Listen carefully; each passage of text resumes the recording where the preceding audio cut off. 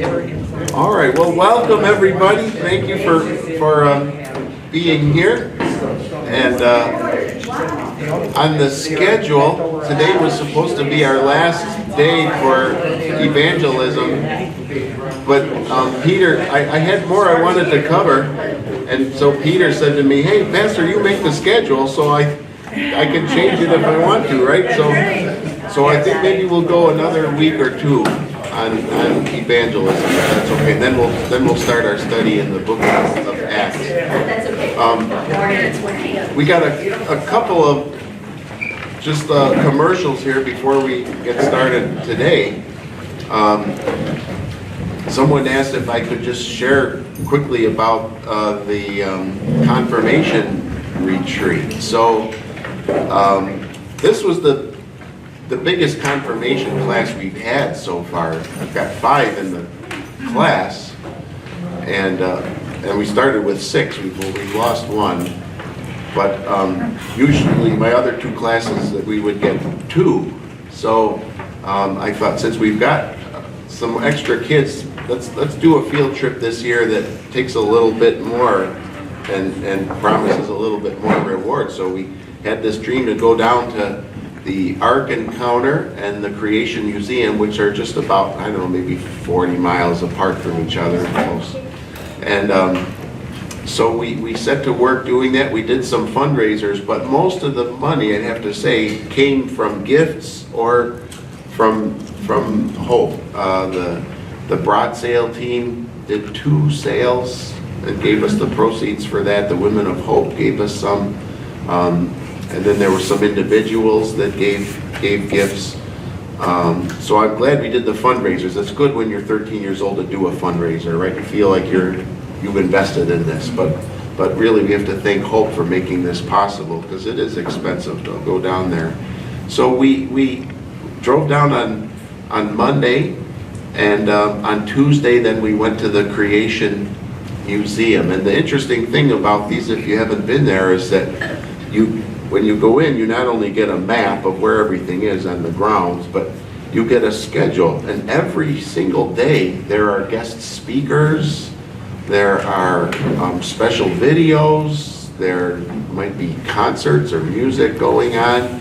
And for me, that's a big part of it, to get to hear someone give a talk on something area related to creation. Of course, the 13-year-olds, they don't care about that at all.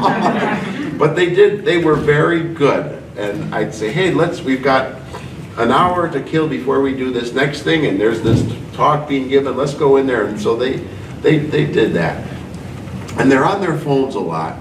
They're all good girls, but they're on their phones a lot, and they're giggling and talking and thinking, are they paying attention? But I would give them quizzes, and I'd ask, okay, what? How big is a cubit? How did Noah get 32,000 kinds of animals on the ark? And they knew the answers, so they were listening. Yeah, so this is all rubbing off. So we had a wonderful day at the Creation Museum on Tuesday, and then on Wednesday we went down to the Ark, and that too, just the visual of it is very impressive, to just see this structure and get a sense of what Noah did and what was accomplished there. Inside the Ark, as you walk around, they have different exhibits and displays, and one of them I remember in particular is fascinating, that there are lots of flood stories in other cultures. So for example, a Native American culture talks about a giant flood, and somebody survived it by being on a giant canoe. Well, at this exhibit they show how the giant waves, when the flood happened, would have swamped the canoe.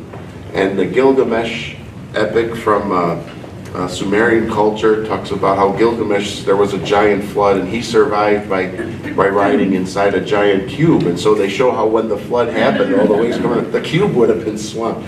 But the Ark, it's like almost impossible to swamp it because of the way it's the rough dimensions of it, the way it's designed. It's so cool to see that stuff. And they take a lot of artistic license. There's a lot of things they put into it that we don't know from the Bible. But they do that in order to show how very plausible it is, how how realistic it was that 4,000 years ago people could have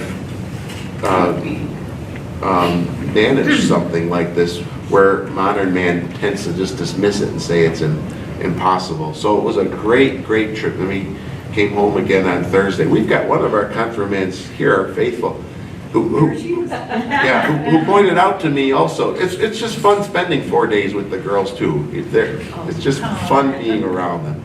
And Amanda pointed out to me, she said, I come to every one of your Bible studies, Pastor. She does. She's going to be the smartest, best Christian young lady we'll have ever known. She's absorbing so much. You want to give a quick minute on your thoughts of it, Amanda? What do you think? Thank you, Pastor. We had a lot of fun.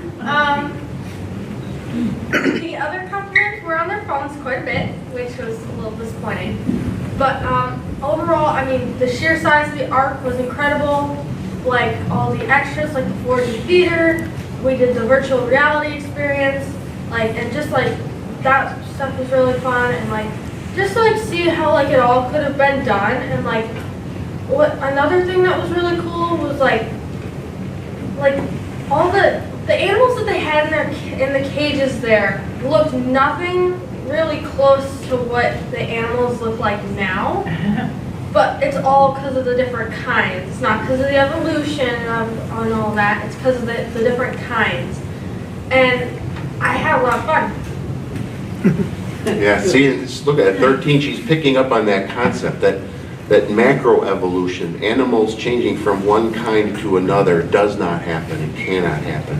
But change within kinds does occur. And so Noah didn't have to bring 2 horses and 2 zebras and 2 of these. There's one kind, and all of the animals that can spring from that kind would have taken place afterwards. So they've really got some smart people there that have worked all of this out. So if you ever get to go or bring your grandchildren, should your sisters go someday? Yeah. Yeah. We need to plan a church field trip. Maybe so. So thank you, Hope, for that. Also, before we get started, we had a pastor visit the church last week. I don't know if any of you got to talk to him. I had that cold, so I was just trying to stay clear of everybody, and I appreciate Pastor Maury just making him feel welcome. And he had something he wanted to share. You want to? Well, I just wanted to share this with you as a congregation, that after church, he came up to me and we started talking together, and he said, I can't believe how your church sings. Everybody was singing, so he thought it was just fantastic. He said he's in Sarasota, Florida, and he says, I can hardly get my people to sing at all. Wow. And so he thought it was just great how you guys lift your voices to God and in praise. And he also came up and talked to George, because George left out the music for us to sing one verse by ourselves, and he told George, that was really cool thing to do. So he was very impressed with the worship service and how worshipful it is. And so, yeah, thank you for sharing.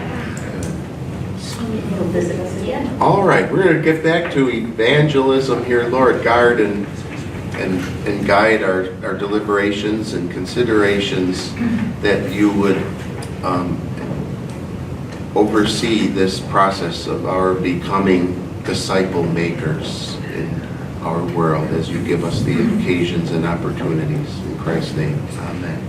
All right, you should all have a piece of paper and a pen. If you don't, maybe somebody could tear a piece of paper in half, and you can just use a half a sheet of paper. But here's what I would like you to do. Make a circle in the center of your paper, and that represents you.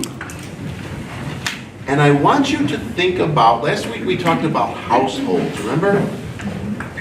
Looking in the Bible at how households were saved, like the groupings of people going through life together. I want you to think of your, let's call it your circle of people.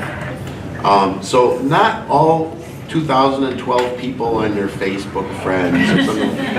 I want you to come up with between 6 and 12 people that you would say are your circle. Who are the 6 to 12 people that you find yourself thinking about the most, that you talk to the most, that you hang around the most, that are like the biggest part of your life? Can be family. Don't put your spouse. We already know that. But otherwise, family, extended family, friends, co-workers. Who are the important people in your life? And then just make a circle for them and write their name and draw a line. You know, They get from a you to second circle? yeah. So they become additional circles. If I can't put you down, I got nothing. Each person is a circle? Each person is a Oh, circle. you've got Oh. the kids. Oh, I got it. Yeah. I got more than 12. I'm gonna make my circle smaller. Let's take a minute to do that.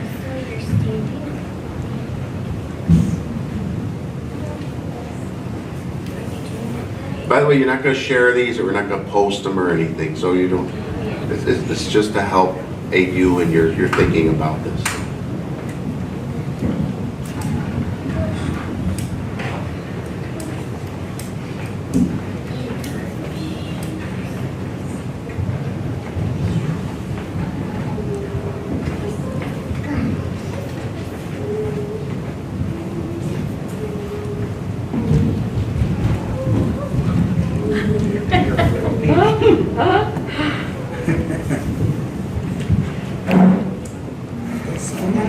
Looking like a bowling alley.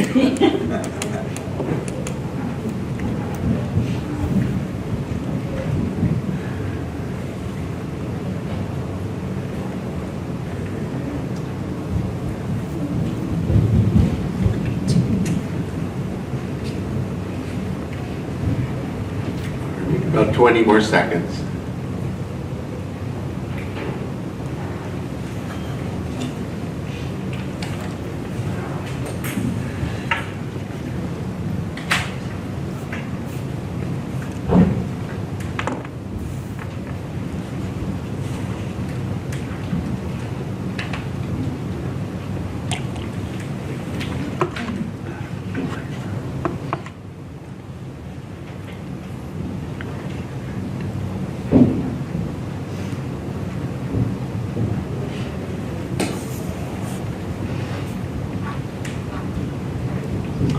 Okay. As you look at this circle of people, and this is your innermost circle of all the people you know, kind of your innermost circle, at least in terms of where your heart is and where the activities of your life are. Now look at all of those people and mark how many, mark them any way you want, but mark the ones that are already Christians. If they're Christians, identify that somehow.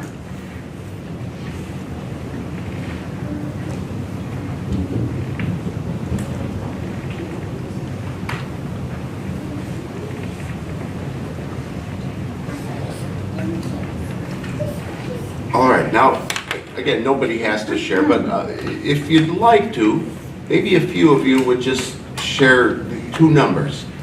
How many total people you put in your circle, and how many of that total circle then are not Christians? So if, let's say I put 12 people in my circle and 11 of them are Christians, I would say I have 12 people and one is not a Christian. Would any of you want to share what you have on your paper? Well, what I find is they would, it's not that, but they would call themselves Christians. But I don't see like fruit, like they're not walking in the word. So I should, yeah, maybe I should, That's almost harder to know Right. what to say to them, I yeah. wrote, my children, they would probably say they're Christians, but they haven't been to church in 5 or 4 years, I don't know. I hate to put you in the position of judging because only God knows what's in somebody's heart. But you use your best judgment. If you, looking at their life and the confession of faith that they make or don't make your own decision as to whether you think they are Christian or not. In other words, I mean, we're talking about evangelism, right? How can you evangelize if you don't even know who you're evangelizing, right? So you got to have some idea of the people in your circle that need to hear about Christ. Okay, anybody want to share their total number? I got 15 total and 3 that I marked are Christian. The 3 that are Christians. Yeah. Okay. I have 15 and I have 5. 15 and 5 that are Christians. Definitely Christians, So- I know they are. All right, so we got 15 and 12 that are not Christian, 15 and 10 that are not Christian. Okay. All right, anybody else? Mine's kind of the opposite, but that gives you, like, you guys have a lot more opportunity. I need to find more people.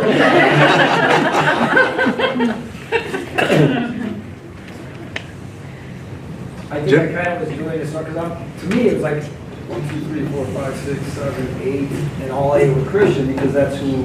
Okay, I'm around. so you have 8 Now I people, add, 0 non-Christian. I could go back in and add Okay. like certain sisters or that aren't really. Yeah, no, I'm not, that's not, the goal's not to even it out. The Yeah. goal's just to look at your circle. Mr. Morris? I think all of mine that I put down, I know they're Christian, but for some of them, things have happened in their life that have pulled them away, although they still believe in Christ and so on, but there's situations in their life that have pulled them away from the church. I know I have a brother and sister-in-law who very angry at the church. And it's not God, it's not Jesus Christ, but they're angry at the church and what happened, a situation that took place. Others, I think, nieces and nephews who I know in their hearts are Christian, but caught up in the world, what's going on in their lives and stuff. And so the church has taken a back seat, And so there's the need for some way to help them deal with the situations and through that, in reach, eventually pull them back, attempt to pull them back into the church and their need for worship and hear God's word and so on and so on. And those Okay, good. Anyone else? I have a total of 8 people in 8. my daily inner circle, and 5 of them are Christians Okay. out of my 8. All right. All right, so anytime you do an exercise, you're always taking a risk. It might not work. Some of you blew up my exercise. This is what I would expect to find. And you can tell me if you think this is not right, but this is what I would expect to find. You yourself being a Christian, the longer you are a Christian, the more your circle becomes filled with fellow Christian people. You gravitate toward those who believe the same as you. Those who believe the same as you gravitate toward you. So the longer you are a Christian, the more your circle of people tends to be Christian. So I would expect to find that you would have 8 and 1's not a Christian, or 10 and 2 aren't Christian, if you've been a Christian for a long time. Now maybe, I hope I'm not saying too much here, but I know Peter has even shared that although you grew up in a Christian home, it really was only a few years ago that you feel like the Lord took a hold of your life and got in the driver's seat. So that might reflect, the large number of non-Christians might reflect that your previous life still shapes your circle. Sadly to say, my circle is mainly our kids and Family, okay. And Yeah. I can't confidently say that they're Christians. Okay. So imagine that a new Christian came to our church, somebody that had not grown up in the church or was nominally Christian. Maybe they were baptized and they went twice a year or something like that. But they come and they hear the gospel, and all of a sudden it sinks in. And they get excited about it, and they start wanting to serve the Lord, and they start coming every week, and they start coming to Bible study. And imagine they were to do this. what would you expect to find in their circle? The The opposite. Yeah, one that looks like Peter's. Right. More non-Christian. Right. So when we talked last week about how the church grew so explosively in the first century, and I think you could argue has continued to grow this way wherever we do see external growth, it's because of this principle, right? You've got new believers coming, and their household, meaning their circle, are non-believers. So they're bringing, I'm bringing my brother, I'm bringing my daughter, I'm bringing my friend Henry. That's how the church starts to grow. And now those people come into the church, and what are their circles? Same thing. Their circles are mostly non-Christian people. And that's how you see churches, when they grow really fast, that's how it's happening. That's what's going on. So St. Peter and Paul's Lutheran church out in the cornfield, where everybody that goes to that church was baptized in that church, and everybody that was baptized in that church, their grandpa and grandma built that church 100 years ago, and all their kids have moved away, and it's, the same group of farmers coming to that church, and God bless them. This is not a put down in the least. I honor and respect people who are faithful like that, but they're keeping that church going, but there's no growth going on in that church, and partly because who are the friends of all of those people? The other people in the church, right? That's their circle. That's their circle. There's no connection or contact outside. Why would your circle of friends be the most fertile field for evangelism? Because you already have trust relationships there, right? So I think it's really cool that the evangelism committee started manning the tables at the broad sales to invite people to pray. But you can see how people react. Probably Mike probably sees it more than anyone else, right? Mike's got a friendly, welcoming face, and you look, and who wouldn't want to come up and talk to Mike? And then you see prayer, and you see religious material, and if you're not a Christian, you don't know. Is this a cult? Do they want my money? Are they going to talk to me about religious stuff? And so people, they don't get too close. They stand back, right? And that's the way we all are. Who's been to a trade show? What do you do at a trade show? You look the other way. You walk down the middle, and you only look for the ones that you really want to talk to, because the last thing you want is... Yeah, right. The last thing you want to do is get too close to a table where someone starts telling you, "Hey, can I talk to you about this new plastics product that was going to do this?" Or the sham, whatever, sham thing. Sham what? Yeah, right. So you're looking. You want to see this stuff at a distance, and you're uncertain, and you have automatic skepticism. But in your circle, your best friend calls you and says, "I went to this church, and it was really cool." Or your brother calls you and says, "We started going to this church," and you already have a relationship with them. So that household, that circle, becomes the most fertile ground for reaching people. I had a doctor, this was down south, just our family doctor, minor foot surgery, but you have to see the doctor before the surgery. Is it okay if I pray with you? Nice. He didn't know me that nice. well. And I, consequently, as I stayed there, learned, he does that with his patients, but he always says, "Is it okay if I pray with you?" I think that's a great idea. Yeah, it really is. What a great thing. Yeah, he's found a marvelous venue to be able to reach people. Yeah. So here's kind of you can't go back and change, right? But here's what you can do. When you make your circle, and you've identified the people in your circle that are not Christians, or that you're not sure if they're Christians, now you have an intentionality in your relationship with them. I'm not saying that you didn't think of this before, but I think the normal course of our lives is not to think too much about this. When you talk to your friends and your family, you're engaged in your relationship. But now that you've stopped and you've looked and you said, hey, out of my 12 people in my circle, my cousin Linda I'm not sure if she's a Christian. Or my coworker Frank, I'm not sure if he's a Christian. And I love them and I talk to them all the time. Now that you know that, what changes? You start praying about them regularly, right? And you start becoming intentional in your efforts to be able to share with them. Now, when you share with people, how do you do that? It's interesting, in the New Testament, there's no formula. So you can go to a class, and you can learn the 4 spiritual laws, or I forget who it was. Marie, was it you? Or maybe it was Sarah. Even at the Ark, they had little baskets of tracts, free tracts that you could take.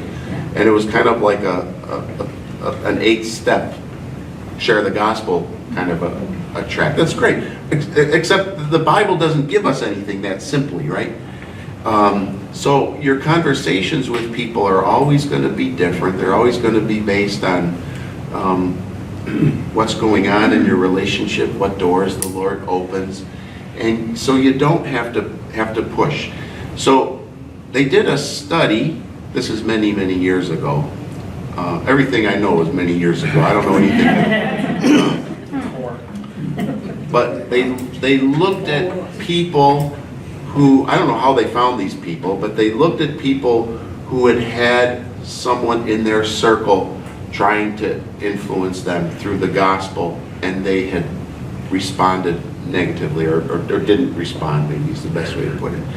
And what they found was the ones who did that, who came across as a salesman, if you're trying to sell the gospel, you've got a product that you're trying to get them to buy, people sniff that out and they don't like it. And those are the ones who turn away.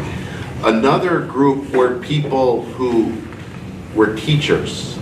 I've got this knowledge to give you. I've got these things to share with you that you need to learn.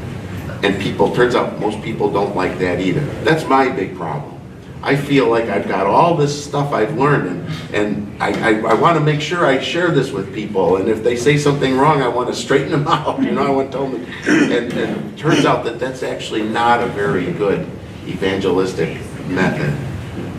What approach is most effective, at least based on this study? The friend, being a friend. In other words, I care about you, I love you, and whether or not you accept my Jesus doesn't change how I care about you, but I want to be there for you, I want to support you, and when the Lord gives me an occasion to talk about what's been important in my life, I want to do that because I want to see you have that too if you're open to it. So just being a friend and reaching out. I can't believe how fast the time goes. We've got 4 minutes, so we probably won't finish this.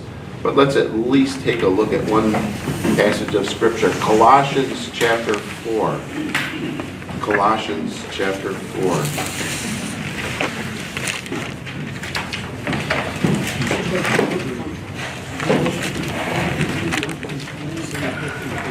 Can you give me a page number?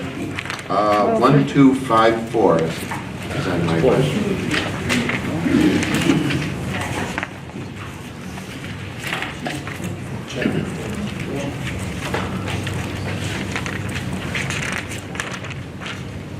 And take a look at starting at verse 2. So continue steadfastly in prayer, being watchful in it with thanksgiving. We're going to see this in another passage next week. We won't get to it today. But what is one of the baseline foundations for making disciples and caring about evangelism? Prayer. I recently heard, I think I was on like a web page. Face it loud. man said, before we talk to men about God, we should talk to God. Oh, I love that. Yeah. I love that. That's great. Yeah, it's having an evangelism mindset, helping the congregation to grow into the place where we are all, as a body, thinking all the time about the Great Commission, that the whole reason we exist is to share the gospel with others. Having that mindset is so important. And a big part of that then is making that a part of our daily prayers. And so asking the Lord to open up doors for us to be able to share about Jesus. And when you pray that, it will happen. And it will be amazing. You will see things that you'll be like, wow, I prayed and God did this. And it's so exciting. It just grabs you. So make that a regular part of your prayer. Did I tell you about the fruit tree guy? Have I told that story before? Here I am, it's almost 11 o'clock, I'm telling stories. We aren't even Yeah, I was a teenager. I was a pretty on fire for Christ teenager, really. And so I've started praying that too. I said, Lord, give me chances to witness to people. And so I worked at a tree nursery, and the section that I was in charge of was the fruit trees. And I got called to the office one day, and they said, there's a guy here that has some questions about fruit trees. So I went to talk to him. Well, he was a guy who didn't have all his marbles. It's just, there was something wrong with him. And you could tell by the way he spoke that he was, and the way he talked, that not everything was clicking up there, right? And I could see my friends who worked at the place, they're standing behind him where he can't see them, and they're like laughing. And now you're stuck talking to this guy. And I tried, to answer his question about a fruit tree, and he didn't understand, and we weren't connecting. And at some point I saw this is not going anywhere.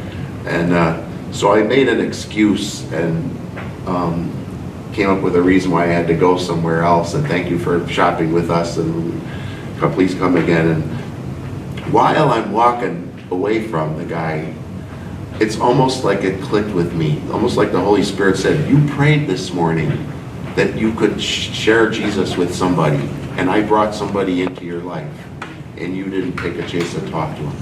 It was like, whoa, that was the answer to the prayer. And I missed the opportunity. And I ran back there, and the guy was already gone. But it's amazing when you pray and ask God to give you chances to talk about Jesus to people, how those occasions will come up. And they're not forced. You don't have to, see, if you're forcing it, then you're a salesman. If it's not forced, that's a friend. So, hey Roger, I got something to tell you. Have you ever heard the Roman road? Have you ever heard the 4 spiritual laws? Have you ever heard about Christ as the mediator? I got so much to tell you. That Roger's going to be running the first chance he gets, right? But when Roger says, yeah, my wife and I had a big argument yesterday, and I wonder now if I married the right girl. We're just having trouble. Oh gosh, Roger, I'm sorry. Can we talk about it? I know how hard it is to make a marriage work in today's day and age, and I know that the Bible's really helped me. And you see how do you make your marriage work? How does that work? Well, just I do things wrong too, but Jesus helps me, to be more forgiving when I don't think something went right, and to be more humble when I realize that. And see, now what are you talking about? And Roger's all ears, right? Because that's his life. See how that friendship opportunity works? All right, we're past 11, and we got 4 words out of the Bible. Powerful words. So we'll next week, let's do this evangelism study just a little longer, if it's okay, and we'll pick up here in Colossians chapter 4 again. So thank you, everybody, for being here.